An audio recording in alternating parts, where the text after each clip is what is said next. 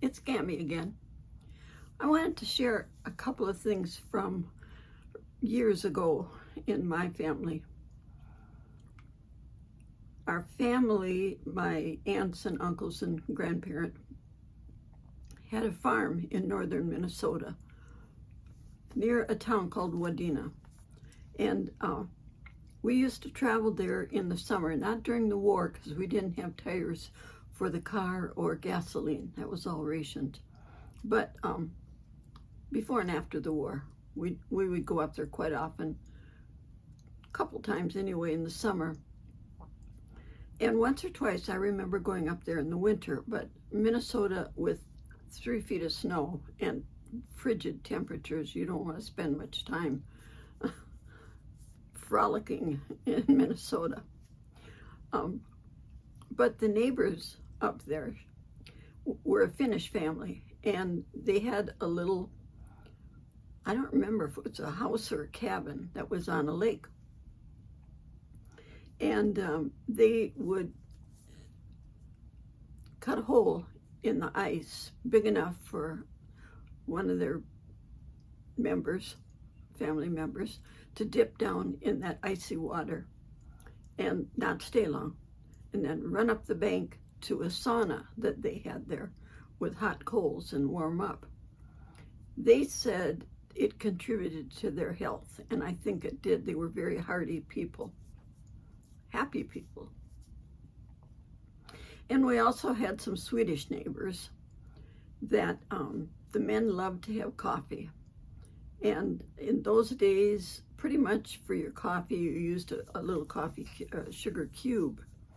And they would put the sugar cube in their cup of coffee, stir it around, pour the coffee into the saucer that the cup was served on, and drink from the saucer. And that way, it cooled down the coffee, and they could drink it faster and easier. I think that's a pretty good idea, really.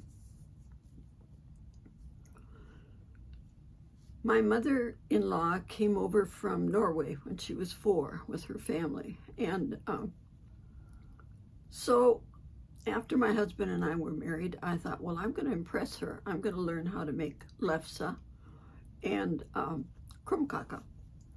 So I practiced on it, and one day I served her the Lefsa, and I said, is this the way you made it? Is this your recipe also? And she said, I've never made Lefsa.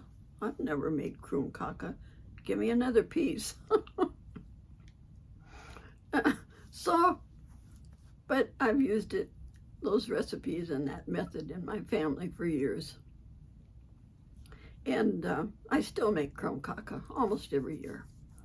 And but I was going to tell you about the Abelskivers. I made Abelskivers. That's a Danish treat, and it's like a round, small golf ball size, no, small tennis ball size that you roll in cinnamon sugar, and it's like a donut but with no hole. They're really good.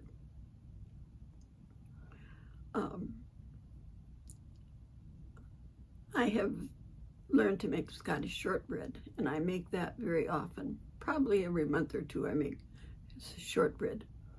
And I remember the snow ice cream that my mother made every winter in Minnesota. If you got 2 or 3 feet of fresh snow, she would have me go out and scoop a big bowl of snow and come in, and she added a beaten egg, vanilla, and sugar to it, beat it up, and served it fast because the snow melted fast.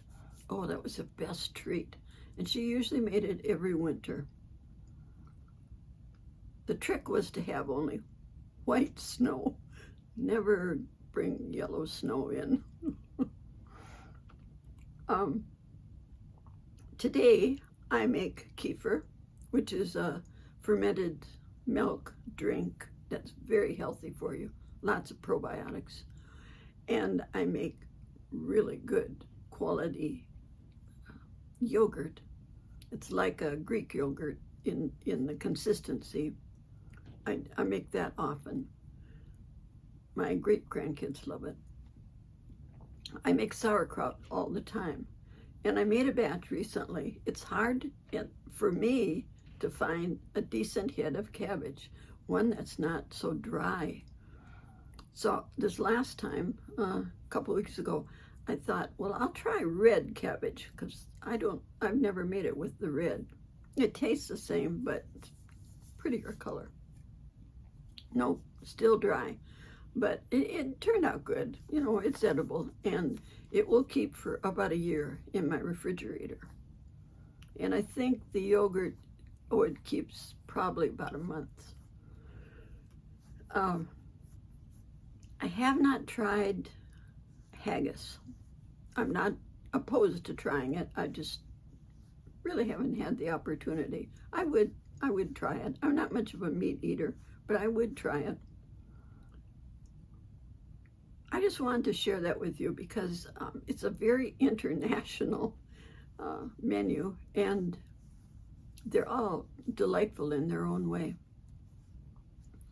So that's all for today.